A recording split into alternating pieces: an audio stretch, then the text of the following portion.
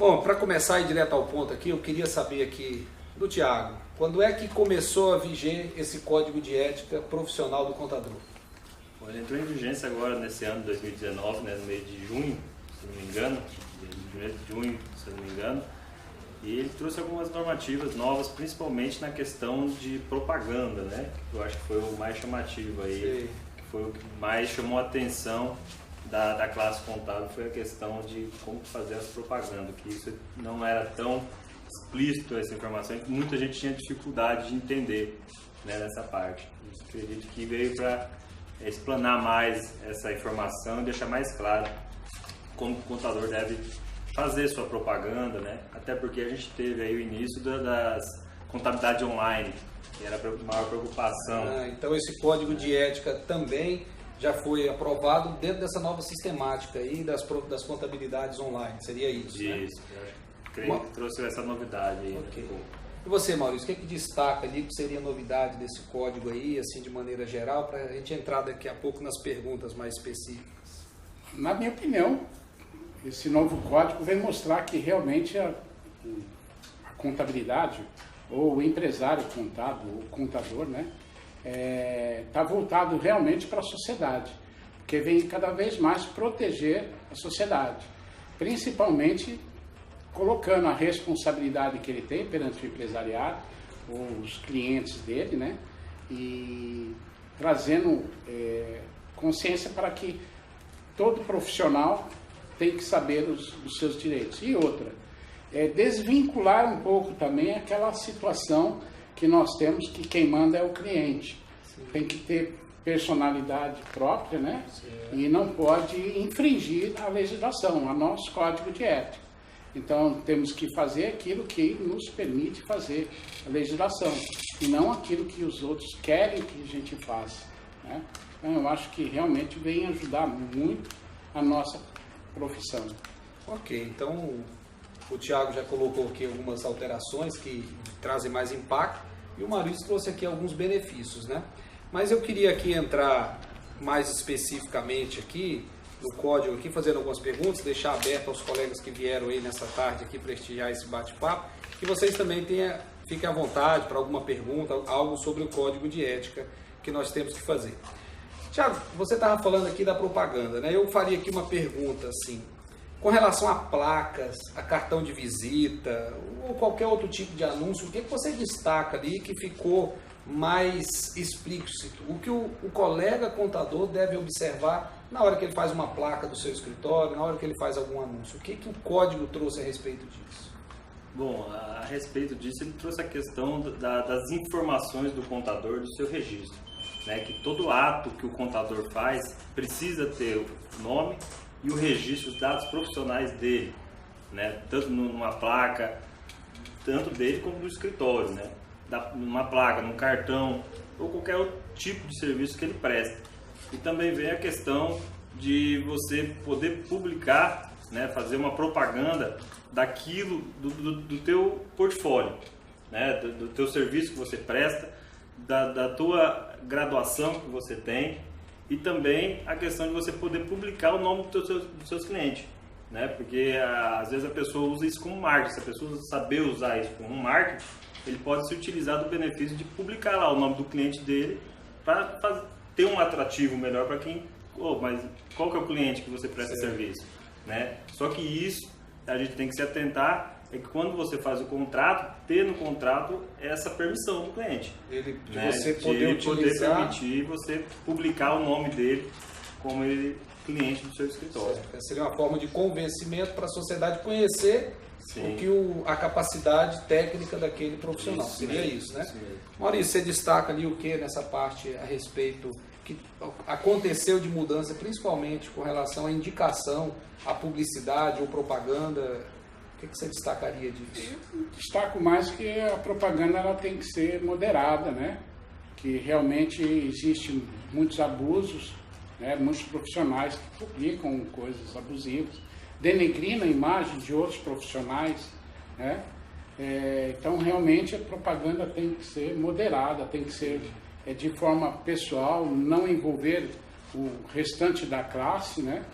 Para que a coisa seja bem pessoal mesmo.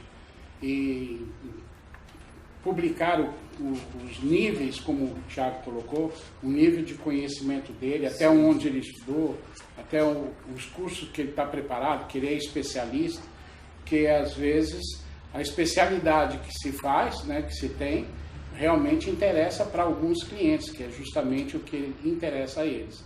Então, é nesse sentido, a publicidade, você pode dar publicidade naquilo que você é especializado, né? Mas, em hipótese nenhuma, tem que estar denegrindo a imagem do contador e principalmente da classe contábil, né? Não podemos estar aí falando mal da contabilidade ou dos contadores, da profissão de contabilidade. Se somos contadores, temos que ser corretos com aquilo que a gente escolheu para fazer. Alguns pontos aí também foi a questão de você poder divulgar os valores, né, do serviço, que agora é permitido também. E o código tem essa permissão? Tem. O colega ali ficar sabendo? Agora ele está permitido a divulgar os valores do serviço, tanto que no contrato está explícito lá que você tem que destrinchar os valores, né? Você faz a contabilidade, qual que é o valor, o RH, qual que é o valor, a fiscalização, qual que é o valor. Então, você, no contrato, exige que você destrinche detalhando cada o serviço e você pode divulgar agora a questão também dos valores do serviço. Ok, né? Então, numa parte de uma publicidade, você consegue também usar esse caráter. Assim, sim, pode complementando aqui, uma coisa que, falando em valores, é muito interessante. A questão do aviltamento ainda permanece no nosso código. A proibição ou a permissão? A proibição de oferecer serviços gratuitos. Tá? Então, na realidade, isso é aviltamento.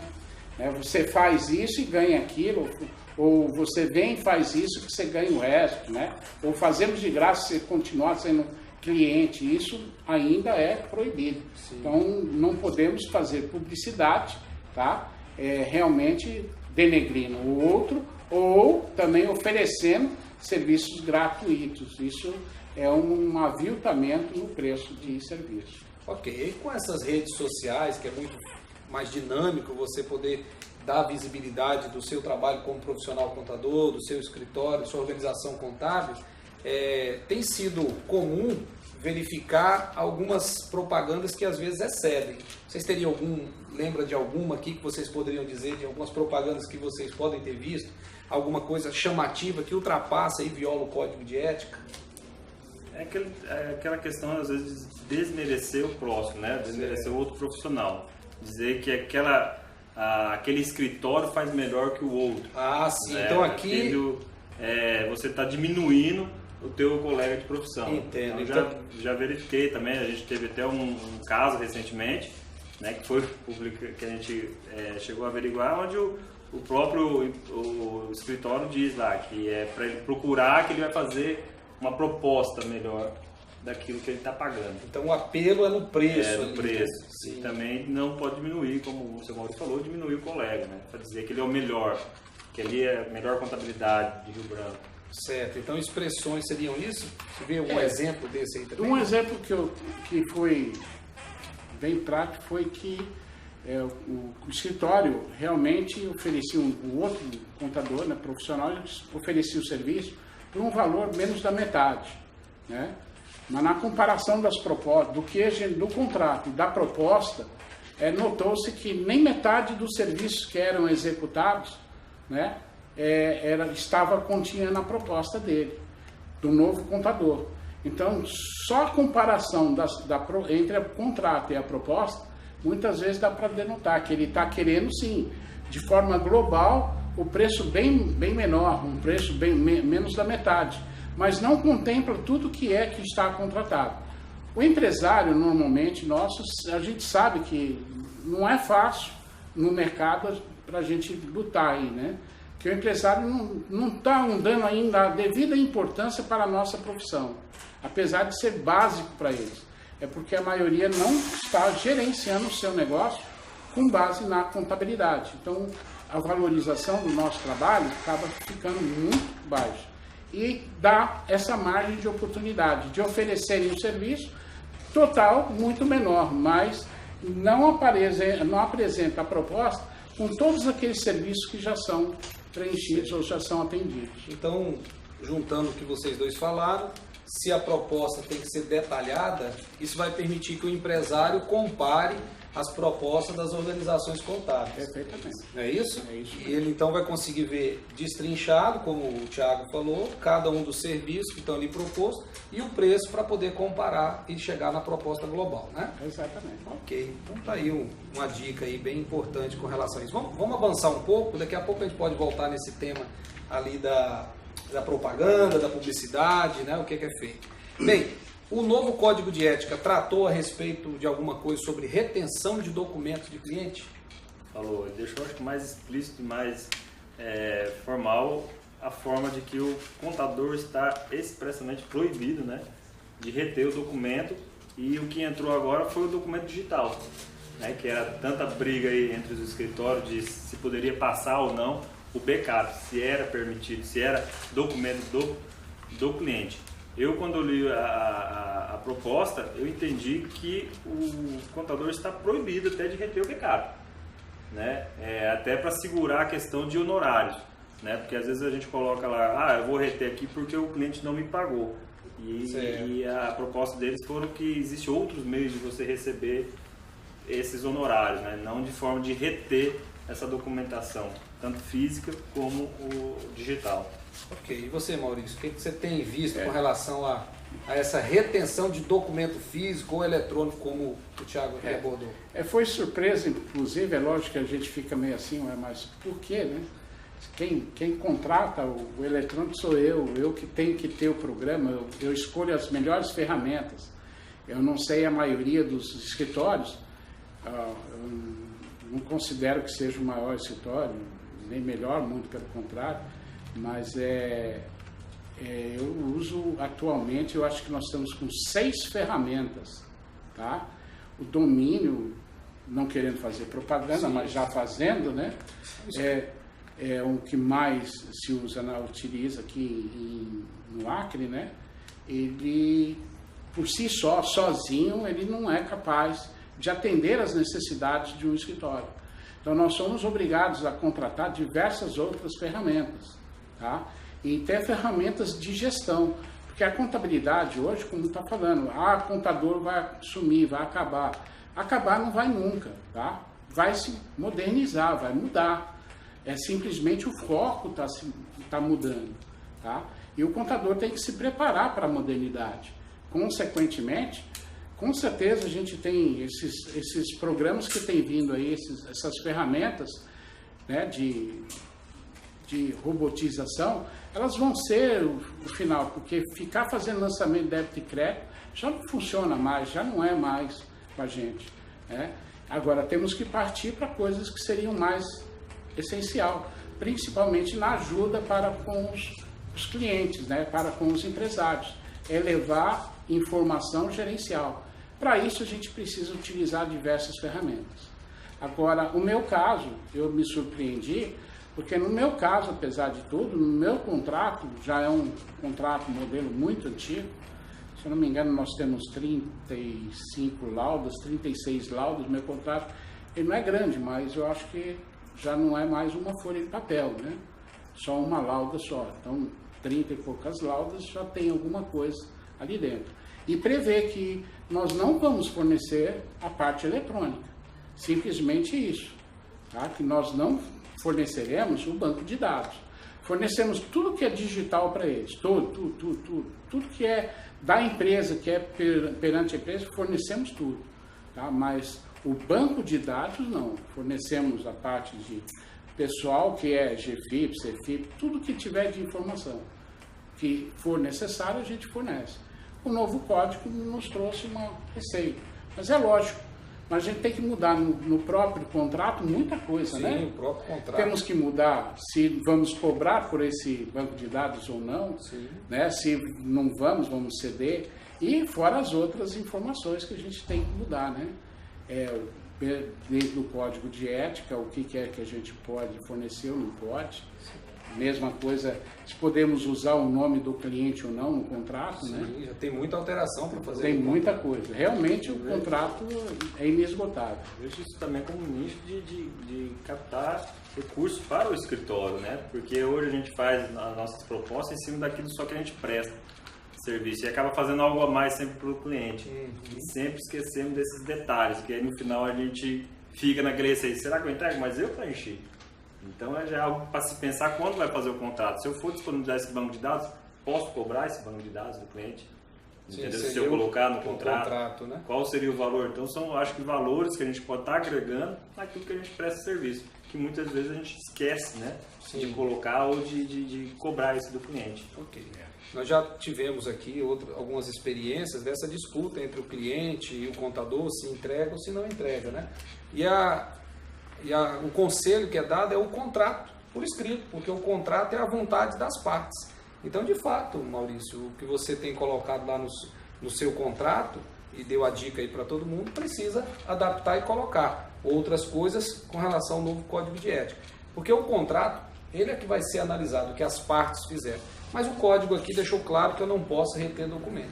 Então, a questão da retenção de documento não tem nenhum caso. Mas aquele cliente que não está pagando, será que o contador não pode reter o documento dele enquanto ele não paga? Não pode mesmo? Pode não, né? Não tem como, né? Okay. É uma situação que tem que buscar executar, né? Execução, utilizar as ferramentas que se tem, coloca-se em execução, né? Ou parte para o protesto. Né? Uma das partes que tem que utilizar é aquela da questão do que a CISA faz, né? Que é o acordo. Como que é o Câmara de Mediação. Câmara de Mediação e Arbitragem. E arbitragem, né? Que vem tem bastante resultado benéfico aí, que não tem essa briga judicial, né? Colocar isso no contrato. Inclusive, todos os meus contratos, independente de ser contratos de prestação de serviço, contratos, qualquer contrato, eu tenho a cláusula compromissória, chama cláusula compromissória. Porque realmente é uma solução de conflitos muito mais fácil, muito mais ágil e pode ser até sigilosa, tá? Depende das partes, de dar publicidade ou não. E quando se cai na justiça, tudo é público, né? Torna público. Nos meus contratos, qualquer tipo de contrato, eu coloco a cláusula compromissória. É lógico que a gente tem que seguir aquilo que a gente manda. Sendo diretor da Câmara de Mediação e Arbitragem, tem que recomendar. Mas não é de hoje, tá? É de muitos anos mesmo, desde que se iniciou, em 95, se não me engano, eu tenho cláusula compromissória nos contratos.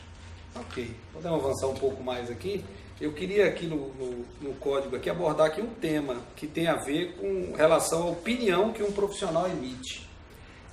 Até que ponto um profissional pode emitir opinião sobre o trabalho de outro profissional? O Código de Ética vai tratar o que sobre isso? Até que ponto um profissional de contabilidade pode emitir alguma opinião sobre o trabalho de outro? Se ele for contratado para opinar, eu acredito que ele está apto a opinar. Certo. Né? Sem o contrato, sem ter esse termo de contrato, no meu entendimento, eu acredito que ele não poderia. Ele está prestando serviço. Aí tudo bem, então nesse caso o código vai tratar isso. Agora, né? A questão de opinar para verificar a possibilidade de conquistar aquele cliente ou algo para se beneficiar de uma situação, eu acredito que não caberia dentro do código. O código tratou isso, que não pode. Isso mesmo? É isso mesmo. O Código de Ética, ele limitou simplesmente se tratar se você for contratado para opinar sobre aquilo. É a mesma coisa que fosse uma auditoria, você fazer uma verificação no trabalho executado. Mas você tem que ser contratado para verificar o trabalho executado. Se você não é contratado, você não tem como ter acesso, nem deve ter acesso à documentação, né? E opinar sobre o serviço de outros é completamente antiético. Então, temos que nos limitar a fazer o nosso trabalho. O que o outro fez é a responsabilidade dele, ele que assinou, é tudo ele vai responder. A gente só começa a responder a partir do que a gente assina. E também observar de se munir de documentos, né? Porque às vezes a pessoa só chega lá com informações, a pessoa, não, está errado. E nem chega a olhar a documentação realmente se aquilo é verídico, o que aquele cliente está passando, né? E aí se você acaba dando uma informação também que não condiz com o que o outro profissional realmente colocou ali numa peça contábil, né? Então diríamos que a cautela é que alguém te procurou para você verificar, o empresário chega lá, acho que está errado, estou pagando imposto a mais, acho que não está legal isso, não está legal aquilo, o que você acha? Então, segundo o Código de Ética, primeiro faça um contrato, acerta um preço, nem que seja para dar opinião, aí depois o contador dá opinião. É isso que o código está dizendo? Essa é a sequência? E se utilize de documentação. Certo. Né? Quando ele for dar opinião... Que solicite essa documentação para realmente ele se basear em documentos verídicos, né? Não só a informação que o cliente está passando. Vocês já chegaram a presenciar alguma situação em que um profissional fala mal do outro, vamos dizer assim? Estaria enquadrado nessa infração do Código de Ética, então? Seria essa a infração? Tem muita mesmo. Olha, então, né? Então o código está chegando aí para a gente fazer uma alteração, até mesmo na maneira de agir, né? Uma nova cultura, uma nova maneira para poder fazer, né? Se todos respeitarem a profissão, né? Dentro da ética, tudo, seguir a ética, com certeza a nossa profissão será se elevar muito, né? O respeito mútuo e tudo mais. Não é querendo derrubar o outro que você vai conseguir subir, né? Então, realmente, abandonar essa situação. Ok. Bom. Quero falar agora aqui também a respeito do sigilo profissional com relação aos dados da empresa. Nós temos aí o ministro Sérgio Moro, que está aí como ministro da Justiça e está prometendo ir atrás de muitas questões aí que são irregulares, né? E um dos braços aí que ficou decidido aí a respeito do ministro da Justiça, o Ministério da Justiça, é justamente o COAF. E nós sabemos que o empresário tem algumas informações que passam pelas mãos do profissional da contabilidade, pelo contador. E nós sabemos que existem regras estabelecidas pelo próprio Conselho Federal para dar informações, certas informações para o COAF. Com esse novo Código de Ética, como é que fica essa informação? Os contadores continuam obrigados a respeitar aquelas resoluções do Conselho Regional, Federal de Contabilidade e passar a informação para o COAF? Com certeza. Deve passar, principalmente se tratando de atos ilícitos. O contador não pode ser complacente com os atos ilícitos praticados pelo empresário, né? Então, a princípio, a gente não é responsável por aquilo que não chega nas nossas mãos. Mas tudo que nós tivermos conhecimento que realmente vai afetar, nós devemos sim denunciar, tá? Realmente declarar o COAF, a movimentação, declarar o que deve ser feito. Isso aí é questão de ética. Ética não só da profissão, mas como pessoa também, tá? Não podemos permitir que os atos ilícitos sejam praticados às claras. Nós temos que coibir isso também. Contabilidade já se fala, né? É um fator de proteção à sociedade, né? Então, quando o contador ele vê o ato ilícito, ele, por obrigação, ele tem essa questão de verificar e não fazer, né? Se afastar, seria isso? Se afastar dessa parte ilícita. O COAF é o sistema, né? Onde a gente faz algumas informações referente a suspeitas, né, de atividades ilícitas. Então, o próprio a nossa norma diz que a gente tem sim a questão de privar pelas informações, mas desde que não atinja a sociedade, né, não que esteja prejuízo à sociedade. Então, o ilícito, né, tem que ser combatido, mas temos que preservar os nossos clientes. As informações dos nossos clientes são sigilosas, não podemos abrir de jeito nenhum, porque senão a gente também estaríamos ferindo a ética nossa, tá? Que a hora que a gente pega a documentação de um cliente, ali está realmente a vida deles. Se nós fazemos documentos ou demonstrações justamente para o gerenciamento, se a gente começar a publicar de qualquer forma, principalmente em questão de processos, procedimentos, a gente estaria abrindo a empresa para todo mundo ter conhecimento do que aquele cliente tem e quais são os segredos deles. Eu acho que é proteção ao cliente. Mais ou menos daquela questão do bloco K, né? Onde eles querem descobrir até como que produz o serviço. É um lado minucioso, né? É o lado minucioso. Então, eu acho que, como o seu pai falou, a gente tem informações que realmente são muito sigilosas, mas essa questão de atos ilícitos, né? Eu acho que cabe ao contador a se negar a fazer ou também entrar em contato com entidades responsáveis para isso. Então, no COAF, tem as informações que ele nos pediu. Ele não quer saber tudo, né? Então, por exemplo, a gente costuma dizer muito, a mais fácil do contador entender é que se ele registra uma empresa na junta comercial, por exemplo, com capital em dinheiro, integralizado em dinheiro, com mais de 100 mil, é a informação que ele tem que passar para o COAF. Isso aí não caiu com o novo Código de Ética, aquelas informações do COAF. O COAF também não quer saber de todas as informações, não é isso? Bom, mas acho que vocês podem resumir o que vocês disseram e aí vejam se é isso mesmo. Se o contador verificar alguma atitude que é ilícito, ele tem, pelo Código de Ética, obrigação de encerrar o contrato e não dar prosseguimento. Seria isso? É isso que se espera do profissional da contabilidade? Que sim, que seria esse papel do profissional, né? Ok. Até porque a gente atua como fator de proteção da sociedade, né? Então é esse que as pessoas têm essa visão do contador, né? Que é tratar de fator de proteção da sociedade. Então o interesse público no exercício da atividade contábil é mais importante do que o tratado entre cliente e contador? Seria isso? Eu acredito que sim. A sociedade ela tem que ser protegida antes mesmo de cuidar essa questão do sigilo profissional. Como é que fica isso?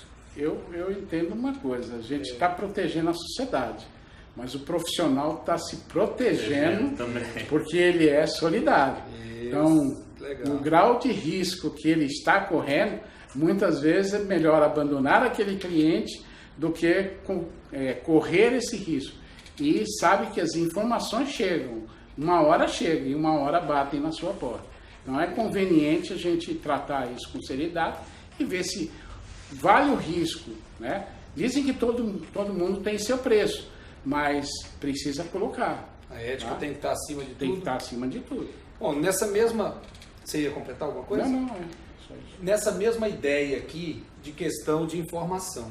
A gente sabe que nenhum contador ele vai ficar a vida toda com a empresa, não tem garantia disso. Uma hora pode haver a troca. Que informações o Código de Ética ali traz, que atitude que um contador que é substituído deve tomar para com aquele que o está substituindo? O Código de Ética trouxe ali algumas coisas que o contador precisa fazer com relação a informações sobre o cliente dele para o novo que está chegando. E aí, o que vocês têm a me dizer sobre isso? Eu acredito que o que eu entendi no Código de Ética é que ele deve passar as informações relevantes à questão fiscal, contábil, aquilo que ele exerceu. Então, tem que haver uma conversa, um diálogo? Eu creio que sim, até porque se a troca do contador está se dando por alguns motivos ilícitos, né? Vamos dizer assim, cabe ao contador que está sendo substituído a informar o próximo e o próximo também receber essa informação do porquê dessa troca. Né? Será que é porque o outro profissional não quis fazer algo ilícito para aquele cliente? Né? Então, eu acho que essas informações, as informações fiscal, contábil, que eles têm produzido, cabe ao profissional alimentar o outro para que ele possa continuar o trabalho dali. E até a questão ilícita, né?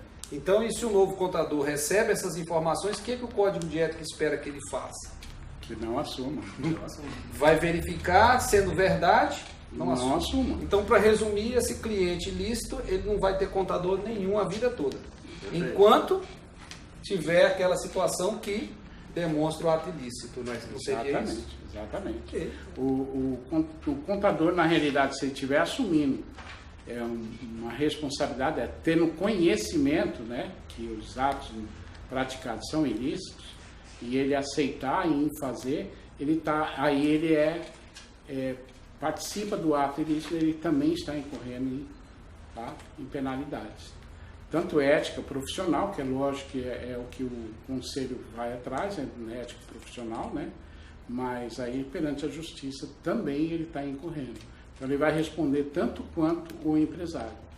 Porque se o empresário é sonegador, se o empresário é alguma coisa, mas ele não participa do ato, ele está livre, porque na realidade ele recebe informações. Agora, se o profissional compactua com aquilo, tem conhecimento e inclusive orienta para aquilo, então ele é autor também. Então, os anos de casa que um pegar, de casa, né, o outro também pega, né? Guardado, né? É o mentor intelectual, né? Exatamente. Sem o conhecimento dele, seria... ele não teria capacidade para poder... Seria isso, né? Exatamente. Muito bem.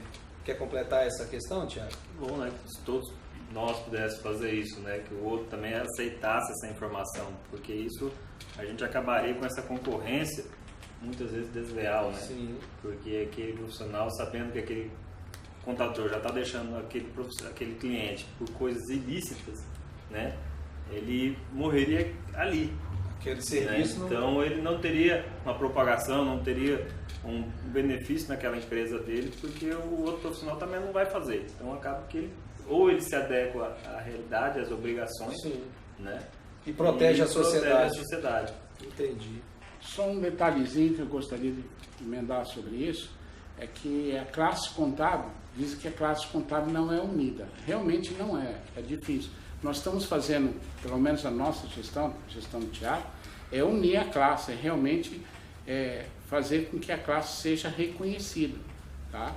Mas a maioria dos contadores pensam nos outros como inimigos, tá? Não é como parceiros ou como uma classe de um serviço, mas sim como inimigos. Todo mundo é inimigo. Eu acho que a gente, na realidade, nós somos concorrentes. Por isso que não existe nem tabela de preço. Para nosso serviço não existe. O preço é medido de acordo com a nossa capacidade, de acordo com a nossa informação. E isso está escrito no Código de Ética. Mas, na realidade, a maioria dos nossos colegas, vamos dizer assim, de profissão, eles levam uns aos outros como inimigos e não como profissionais, tá? Precisamos melhorar nesse aspecto. Então. Com certeza, unir a classe mesmo. Concorrente nós vamos ser o resto da vida. Se não formos concorrente, aí nós estaríamos colocando um oligopólio, né? Uhum. Preços iguais para todo mundo, né? Então aí acabou, né? Não teria mais concorrência. Mas concorrentes seremos eternamente. Ok. E para esse caso de transferir de um contador para o outro, tem algum documento? Vocês poderiam esclarecer aí quem está nos assistindo a respeito, quando troca de responsável, tem algum documento para preencher? Tem algum formulário? Tem. O que seria? É o termo de transferência de responsabilidade, tá? A gente tem que fazer esse termo com todas as informações do que, mesmo sendo transferido, a gente dá informação do que ainda cabe a nós executarmos, tá? Porque não dá para transferir da noite para o dia uma empresa. Então, o que ainda nos cabe a executar depois da vigência daquele contrato? Na realidade, vigência do distrato, né? Que agora que houve distrato, é obrigatório. O contrato é obrigatório e o distrato é o distratamento de um contrato. Então, ele também é obrigatório, né? E o termo de transferência de responsabilidade é justamente isso. Colocar quais são as obrigações que ainda fica com o ex-contador e o que o próximo contador está assumindo, tá? E a partir de quando e o que ele vai executar. Então, consequentemente, até no termo, consta até valores contratados, quanto que era contratado anteriormente e quando é o novo também. Então, até para saber se tem aviltamento ou não, tá? Isso aí já ia auxiliar, né? Já auxilia bastante para saber dentro do... Ok, Tiago. Vou fazer um pouco de intermediação. Caso o contador não faça esse termo de transferência, e acho que muitos contadores não sabem dessa questão do termo de transferência, né? Porque a gente vê muitos contratos sendo encerrados e o termo não está vindo, dificilmente, né? o cliente traz a documentação, mas não traz esse termo de transferência. Vou chamar o nosso vice-presidente Adalto ali, né? Se for preciso ali, ele pode esclarecer a Mirla aqui que nos ajude. Mas, fazendo uma pesquisa rápida aqui, no site do CRC, crcac.org.br, tem o menu fiscalização. Olha aqui, Tiago. No menu fiscalização tem um submenu chamado termo de transferência de responsabilidade técnica. Ali o contador que quiser o modelo do termo, que como você disse, muitos não estão fazendo, lá tem a destinação das 4 vias. Uma das vias tem que ser traga aqui para o Conselho Regional de Contabilidade. E de fato, como o Tiago mencionou, 4 vias. Uma das vias deixa aqui no Conselho. Vem 4 vias. Uma fica com o Conselho. 3 volta carimbada pelo Conselho. Pronto.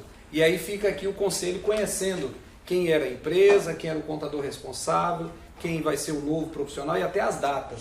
Às vezes nós temos recebido aqui ofício do Ministério Público perguntando quem era o responsável por essa empresa no período de X a X. E é esse documento, né, que permite fazer isso. Então o Código de Ética reforça a transferência de informação, mas também alimenta essa ideia de que o termo de transferência tem que ser feito e uma via tem que ser deixada aqui no Conselho. É uma segurança para o profissional, com certeza. Ok. Tá?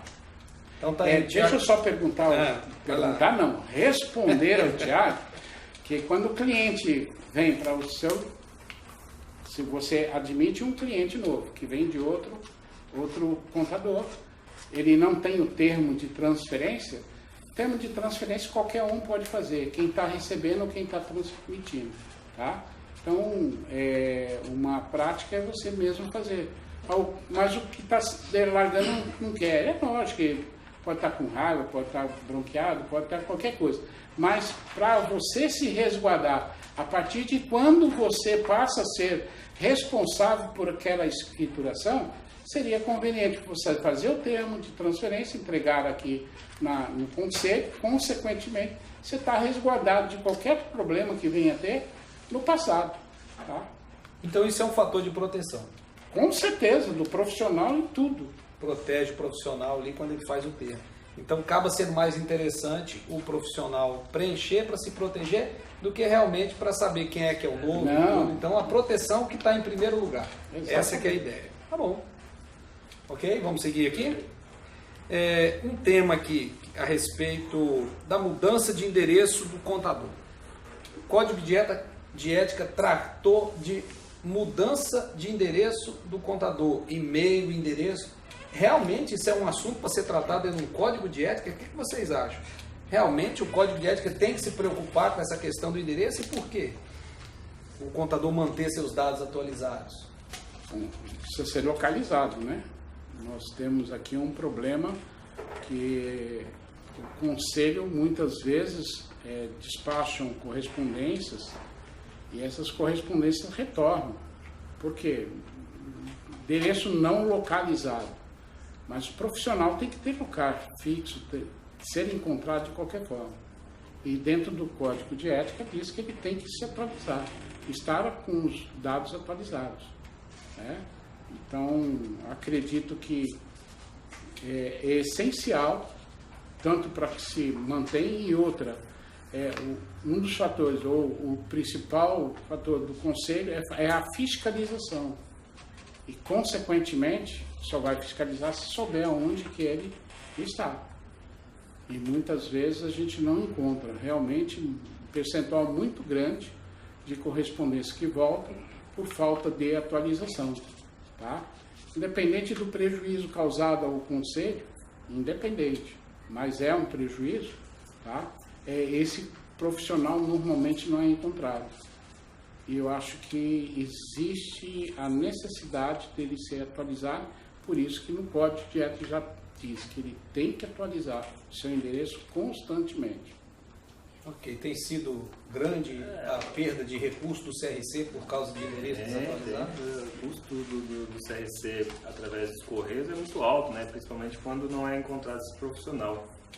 Só que eu me pergunto às vezes do profissional que segue o Código de Ética, que faz o trabalho, por que não atualizar? Qual é o receio dele de atualizar os dados profissionais dele junto ao Conselho?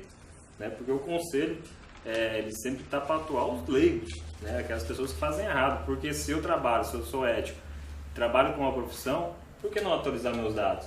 Por que esconder aonde eu estou trabalhando? Né? Porque eu esqueci. Hoje a gente tem os meios fáceis, né, de acesso para ser atualizados os dados, né? o profissional acho que não tem que ter medo da fiscalização, né? Ele tem que apoiar o conselho nessa parte da fiscalização, porque isso evita leigos atuando na nossa área, né? E quem perde só é o profissional, porque quantos e-mails, quantas informações ele deixa de receber do conselho, às vezes de uma capacitação, de um curso que está sendo promovido, né? Então, eu creio que o profissional que age com a ética, ele não tem que ter medo de atualizar os seus dados, porque ele vai receber não só medo de fiscalização, mas sim informações do que está acontecendo na classe, do que está se passando, e aquilo que o conselho, além de fiscalizar, ele também tem a obrigatoriedade de promover a educação continuada. Ok. Maurício, ele falou em medo de fiscalização. No plano de trabalho do Conselho Federal de Contabilidade, de quanto em quanto tempo um contador, um escritório tem que ser fiscalizado no mínimo? Qual é o plano ali de visitação? Qual é a quantidade de contadores do Acre que tem que ser visitados por ano? Nós temos 1.250 contadores, né, profissionais. 128 escritórios, se eu não me engano, por volta de 128 escritórios, organizações contábeis registradas. Na realidade, o ideal, ou pelo menos o que é previsto pelo Conselho Federal, é uma vez por ano ser fiscalizado. Certo. Então, 1/3 dessas pessoas, 40 daria para fiscalizar por ano, então uma vez a cada 3 anos todos seriam ali fiscalizados. Seriam todos fiscalizados. Então, por isso que uma das ideias da informação atualizada, além de comunicar do CRC, é para poder de fato ser fiscalizado, porque a meta do federal é uma vez a cada 3 anos receber uma visita ali do CRC para fazer uma fiscalização, né? Ok, então com relação a isso, que você falou em leigo, aqui o Thiago falou em leigo, aquele que não pode trabalhar na área contábil.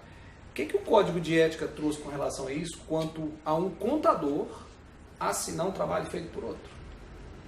Continua vedado? Ainda pode acontecer? Como é que tem sido isso aí? O Código de Ética aqui tratou sobre isso de que forma?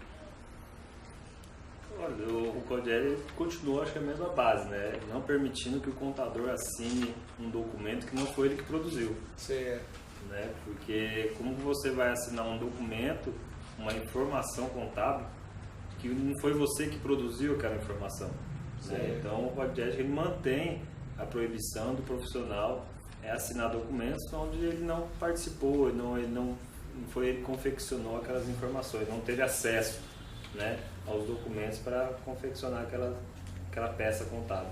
Entendo. Tem visto aí o órgão público mandar cartas para cá, né, ofício para cá a respeito disso, né?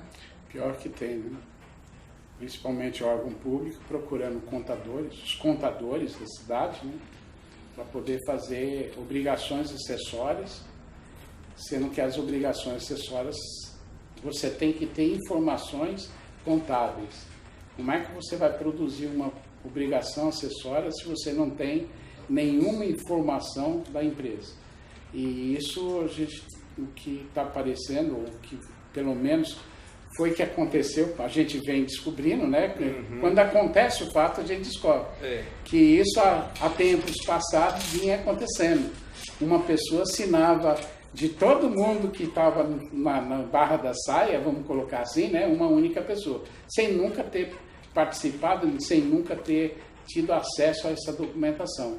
Então, é uma quebra do Código de Ética violento, isso daí, tranquilamente. É o chamado emprestar o nome, né? Emprestar o nome, não tem cabimento você profissional assinar por outro. Se está assinando por outro, é porque a pessoa não tem competência, tá? E se é incompetente, não há que se prestar ou assinar por ele, não. Aí nós estamos ferindo nós também, e nós que somos profissionais. Quando é que vai chegar o nosso direito? Se aquilo lá tem que ser feito por um profissional contábil, então chame eles para ver, nós vamos fazer tudo aqui que eu realmente posso assinar. Agora, surgiu uma pergunta aqui da nossa plateia aqui, né, o pessoal que está assistindo, né, os nossos colegas. Qual seria ali a penalidade prevista no nosso Código de Ética ali para infração desse Código de Ética?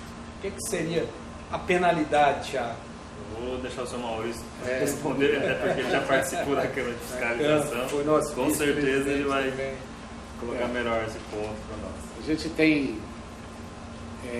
no caso de, quando é primário, é lógico que a gente, no tribunal de ética que nós praticamos, né, fazemos aqui, que no tribunal, na realidade, nós temos o Tribunal de Ética do Conselho e temos o Tribunal Superior de Ética do Conselho Federal. São os julgados feitos aqui, que por grau de recurso sobem ao federal.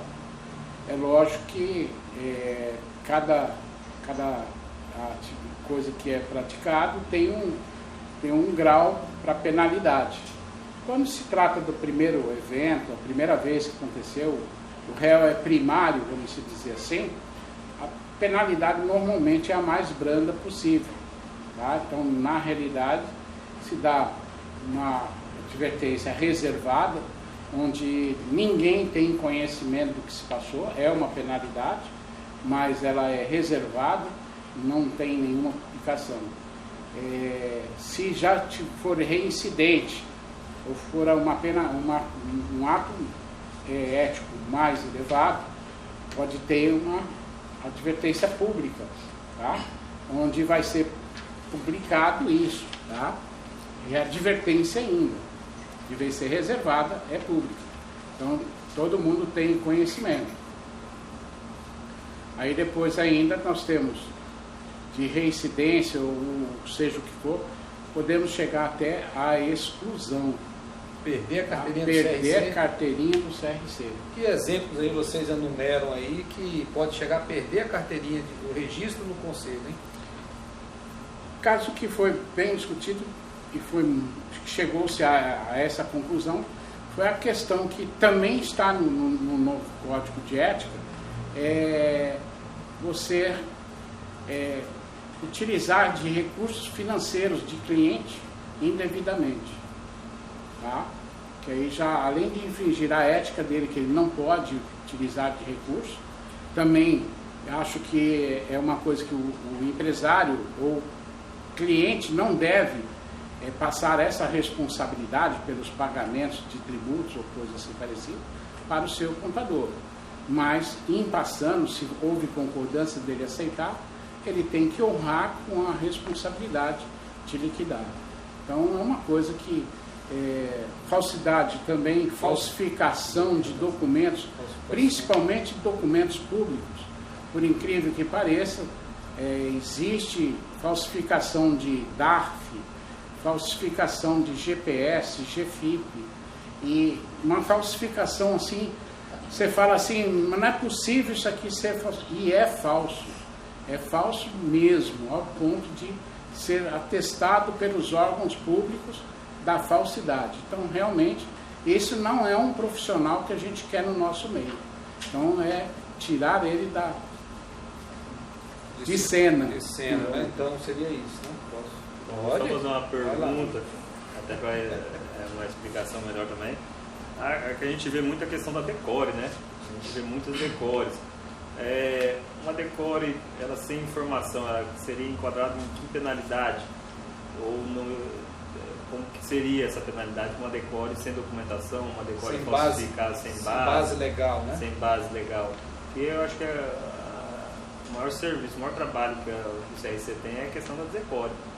Onde a gente verifica muitas decores aí sem documento, sem base de informação correta. A gente tem visto aí na Câmara de Fiscalização, não é só aqui no Acre não, no Brasil inteiro, de todos os tipos de processos, o que tem mais é de decore, né? Eu falei da penalidade ética, né? Que é formalização, até a cassação. É lógico que existe também a penalidade, vamos dizer assim, pecuniária, né? Tá? Onde, quando faz uma quantidade de decore irregular, essa quantidade tem uma multa mínima, né? E essa multa vai ser multiplicada na quantidade permitida. É até 20%. É 5%, então seria 20 decores ali. Até 20 decores. Daria mais uma anuidade, né? Chegando a 2.500 de penalidade. Se for em reincidência, é o dobro, né? Seria R$5.000. Exatamente. Na reincidência, dobrar a penalidade. E a questão é que isso, se o profissional não se adequar a essa realidade, ele vai ter muita dor de cabeça, e com certeza, e as reincidências vai aumentando também a pena ética, e pode chegar também a cassação da sua carteira profissional. Quer dizer, vai deixar de ter, vai depender do... A gente sabe que tem profissionais que, ao invés de trabalhar a contabilidade ou fazer aquilo que aprendeu, vendem um serviço, o serviço é Decore. Tá? Então é bem prático a gente ver a quantidade. A Decore ela já foi utilizada, induzida ao erro, tá? Eu vou dizer de causa própria, induzir ao erro. E vou colocar todos os gerentes de banco, todos indistintamente, tá? Manda o empresário ir procurar o seu contador para fazer uma Decore. Mas a Decore que ele quer não é a Decore que ele ganha, é a Decore muito maior do que aquilo que ele tem. E aí o gerente fala, não, mas pode mandar ele fazer, que isso é só uma informação para nós aqui, ela não vai ser divulgada, tá? Ela não, em hipótese nenhuma, vai ser divulgada. A primeira coisa que o banco faz, os bancos, todos os bancos indistintamente, é mandar toda a informação dos clientes para o COAF, bem sigiloso, tá? O cara compra um carro, 0 km, de um Camaro que custa 300 mil reais à vista, né? E aí toda a movimentação dele está lá no COAF e não tem onde cabe 300 mil. O que vocês acham? O contador faz a Decore e ele vai responder por aquilo, para onde foi. Tá? Onde é que ele arrumou aquela Decore. Isso daí era culpa dos bancos. Então, com certeza já caiu bastante. Mas ainda existe. Não Decore, mas o cadastro. Tá? Eles não exigem mais a Decore, porque sabe o grau de responsabilidade. Que a Receita agora tem até acesso a Decore, né? Aí eles querem o quê? O cadastro, que o cadastro de faturamento seja diferente. Assinado por um contador. Sem o contador. Eu falo, mas até a questão de quando vem essas propostas, eu falo, não, mas se não tem importância nenhuma, vocês podem fazer, guardar lá na gaveta, não precisa de mim para isso. Vocês colocam o valor que for necessário para vocês. E aí, Thiago, respondeu? Respondeu. Informação falsa, né? Sem base legal, tem essas penalidades de multa e a pena ética. Bom, eu acho que os nossos colegas têm alguma pergunta, alguém tem alguma colocação a ser feita? Sobre Decore eu não faço Decore. Certo. Agora, sobre faturamento, eu já perdi cliente por causa disso. Certo. Porque o gerente do banco, não, isso aqui fica só com a gente. Eu falei, meu amigo, eu não vou colocar um faturamento que não tem contábil, que não tem uma nota, que não tem respaldo. Agora, a gente não sabe que tem gerente que preenche, né, que é amigo do empresário, e preenche o faturamento. Aconteceu comigo agora essa semana. Certo. Aí o cara chegou lá, já com preenchido, né? Eu disse, olha, eu preciso do relatório de faturamento nesses valores, porque é o valor que consta já no relatório anterior. Eu falei assim, mas quem preencheu esse relatório? Quem colocou esse anterior? Ele disse, não, foi o gerente meu que preencheu. Eu falei, legal, então só faz assim, só leva para ele preencher esse outro. Eu perdi o cliente, mas não posso assinar o negócio. Mas você reconhece que fez uma coisa ética correta. Ah, com certeza. Consciência tranquila, e você tem aqui não tem o nosso respeito por reagir de maneira correta. De querer. Eu ainda tenho 3 perguntinhas aqui, já está acabando o tempo, né? Sobre a questão do publicidade na placa. O Thiago colocou que tem que ter inscrição, né? Aí no caso, eu tenho um registro, eu tenho inscrição no escritório e inscrição pessoa física. Aí eu tenho que colocar as duas? Acredito que As duas. as duas. As duas? As duas. Não, eu só tenho da pessoa física. Geralmente o pessoal, eu tenho visto que tem utilizado mais a do escritório. Isso é jurídico, né? É mais o jurídico. É porque, veja bem, antes de se colocar isso, você teria que colocar o número de inscrição da empresa. Você está fazendo a propaganda da empresa, então você tem que colocar, porque ela tem registro. Então você colocaria o registro da empresa. Quando você está fazendo um cartão pessoal, você tem que colocar o seu, a pessoa física. Então, na publicidade lá que fica lá no escritório, eu vou colocar da pessoa jurídica. Da pessoa jurídica. Só que, pera um pouquinho, tem um novo código de ética que diz que tem tudo. E, inclusive, quando você faz a propaganda da sua empresa, você tem que colocar o nome do responsável técnico. Para ser responsável técnico, tem que ter o quê? Categoria profissional, por isso tem que ter os dois. Respondeu, tem que ter os dois. Sim. O Maurício colocou sobre a questão do contrato dele, lá de 1995 para cá, que sempre teve pelo menos 30 laudas. Eu pergunto para os colegas, o cliente lê esse contrato? Eu tenho cliente que manda para o advogado, ele não lê. Mas aí, se o partner do advogado, o homem, se ele leu ou não leu e está assinado... Pacto sunt servanda. Os pactos são feitos para serem cumpridos. Não, está assinado, pessoa capaz, tem legitimidade, o contrato está válido. Por isso, que aí acho que a sua pergunta está nesse sentido. Um contrato do tamanho que o Maurício fez visa proteger quem? O contador, os dois, né? mais o contador. Então, você que vai prestar o serviço, você vai colocar no seu contrato aquilo que lhe protege, desde que não infrinja a boa-fé dos negócios jurídicos, que não infrinja o código de ética, você vai colocar para se proteger. Eu pergunto isso porque eu tenho alguns clientes que a gente faz o contrato lá direitinho, eu vou ter que adaptar agora a questão de preço por tipo de serviço. Né? Que é a mudança do código de ética. Isso aí eu vou ter que arrumar. Mas aí eu faço o contrato bonitinho lá, tudinho, aí o cliente confia em você, eu vou assinar. Eu falei, não é assim. Leve, leia com calma na sua empresa que você traz, mas muitos não lê. Por isso que eu perguntei isso. Mas então, se não lê... E que não tem como... Tá escrito assim, não tem como a gente saber quem leu e quem não leu, né? Não tem como. Daqui a pouco, quando ficar eletrônico, vai ficar mais difícil ainda a pessoa dizer que não leu. Mas o que importa para o Conselho Federal de Contabilidade ao expor o novo Código de Ética tem que ter um contrato por escrito com cláusulas mínimas, que é o que está na resolução lá que cuida do contrato. Tem mais um ainda. Eu tenho bastante dificuldade, eu conversei com a Adalva uma vez, até falei que na sexta-feira, né, Adalva, eu ouvi conversar com a Adalva. Eu tenho muita dificuldade com um cliente que vai para o escritório e você pega o balanço e sabe que está errado. Exemplo, você pega um balanço que tem 100 mil no caixa. Não existe uma empresa que tem 100 mil no caixa. Espécie. Não existe isso. Aí você vai analisar por que tem isso. Nesses últimos anos, a maioria das empresas que era empresário individual transformar em ELR. ELR tem que ser no mínimo 100 salários. Né? Às vezes o cara não tem um pau para alugar para abrir uma empresa sem salário mínimo.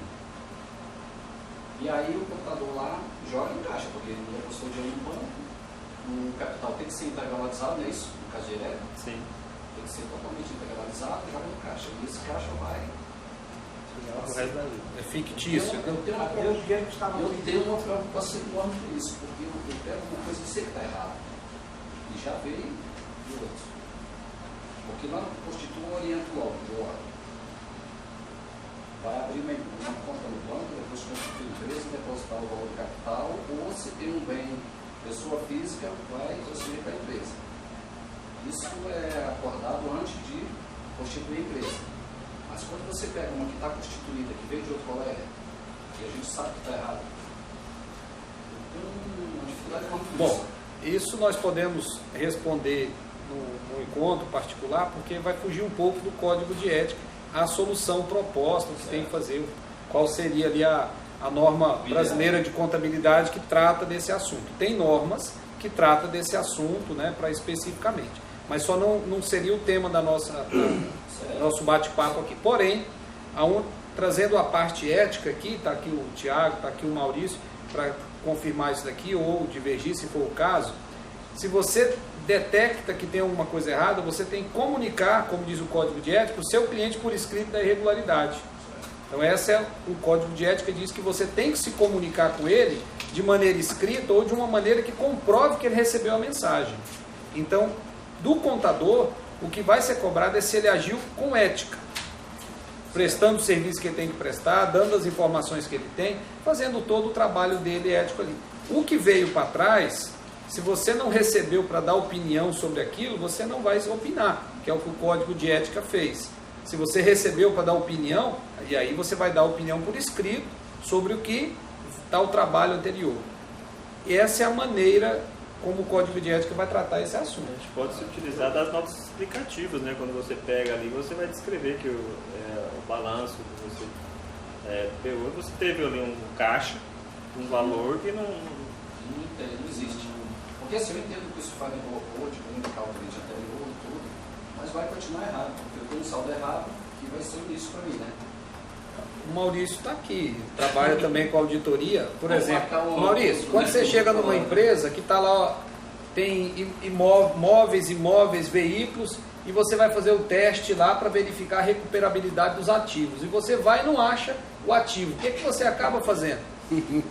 Tem que excluir. Vai excluindo. Então, a resposta, se o caixa não tem o que ele diz ali que tem que, na hora que for fazer o teste, excluir. Não tem outro jeito, tem que fazer o estorno. Essa que é a resposta aí da sua colocação. Como você sabe que está errado, vai continuar fazendo errado. Vai continuar errado. Agora, se a empresa foi aberta com capital em dinheiro com mais de 100 mil, aí o COAF tem essa informação. O conselho pode, na fiscalização desse tipo de coisa, perguntar ao profissional, pedir a prova de que ele em 24 horas deu essa informação para o COAF, conforme diz a nossa resolução que trata desse assunto. Então ele estaria infringindo a resolução, infringindo o Código de Ética, se ele não comunicar ao COAF desse exemplo específico que você fez. Entendi, na Constituição, né? Mais alguma pergunta? Algum colega? A gente sabe que estamos com pessoas aqui que realmente primam pela ética, e é a única forma que a gente tem de ter uma sociedade melhor, de ter uma classe melhor. Ainda que isso custe o emprego, quando a gente age da maneira correta, né? Ainda que isso dê trabalho, mas é a maneira correta de se fazer. Tá certo? Então vamos encerrar. Então aqui as considerações finais aqui do Tiago, do Prado aqui, que amanhã a gente tem outros temas aqui para poder abordar, né?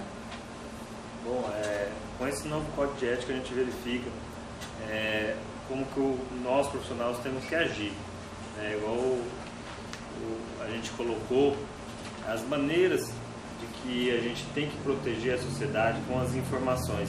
Se a gente conseguir que todos os profissionais agem da maneira ética, como assim que as normas colocam para a gente, com certeza a gente vai ter uma profissão muito mais valorizada, né? E uma sociedade realmente protegida e empresas consolidadas. Isso que acho que é o mais importante, né? A gente ter empresas consolidadas que realmente são empresas para exercer aquela função social dela, que é gerar emprego, gerar recursos para o Estado, para o município. Okay. Você, Maurício? Nós temos que realmente estar sempre atentos. E dentro do Código de Ética, se todo mundo se enquadrar, realmente até a concorrência vai deixar de existir, né? A concorrência desleal. Se todo mundo for ético, ninguém vai pegar coisas erradas e assumir coisas erradas. Então, vai estar sempre comunicando aos clientes, vai estar comunicando as repartições que são obrigatórias, consequentemente, nós estamos fazendo a lavagem e, consequentemente, nossa profissão será bem vista. A valorização cabe só a nós. Não adianta a gente contar com os outros. Nós temos que valorizarmos o nosso trabalho. Okay. Então a gente agradece a todos que vieram, muito obrigado, e a gente continua nessa semana falando ainda mais sobre o Código de Ética do profissional da contabilidade. Muito obrigado a todos. Boa noite. Boa noite.